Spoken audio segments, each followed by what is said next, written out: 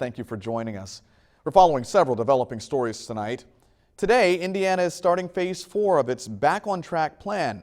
We'll have more from local bars and museums about how they're feeling. But first, the Indiana primaries have come and gone. Now we're all looking toward November. The Vigo County Election Board met today. They talked about how the primaries went.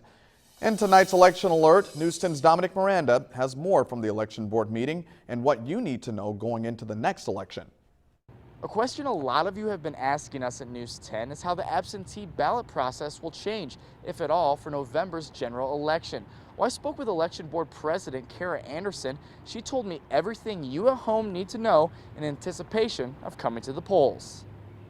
Anderson says they will be monitoring the COVID-19 situation very closely in the coming months. The Election Board will be meeting in the next week or two to figure out a plan. Anderson says they anticipate that the general election in November will be a socially distanced event again. She told me they don't want to be scrambling at the last minute, and they are getting ahead on starting with a plan.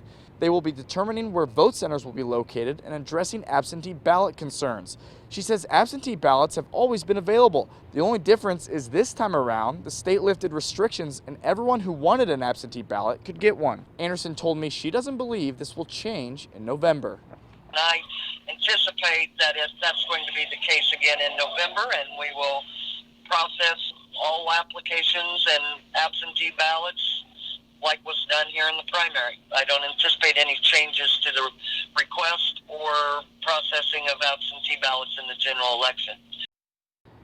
Anderson says with the record number of absentee ballots they got for the primary election, they used it as almost a trial run.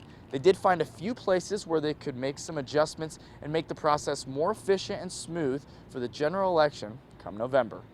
In Terre Haute, I'm Dominic Miranda, News 10.